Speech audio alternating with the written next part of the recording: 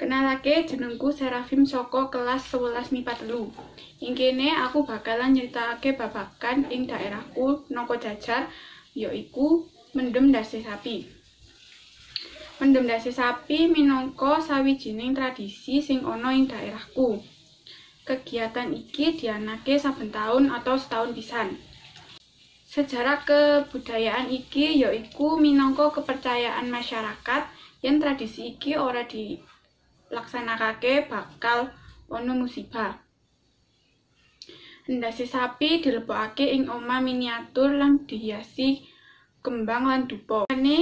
Sadurunge ngubur ndasi sapi diadake kirab bantengan.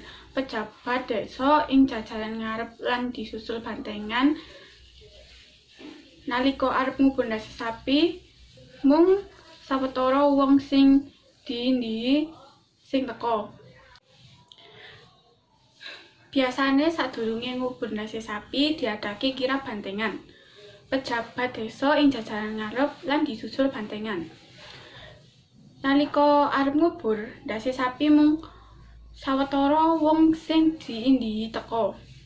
Perlengkapan sing digawe yaiku dupa, kembang-kembangan, omah-omahan cilik sing wis dihiasi lan sesajen.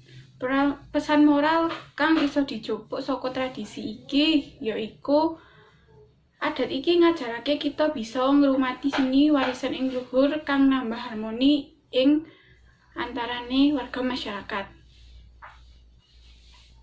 Cukup semanten dumanting kula, matur nuwun.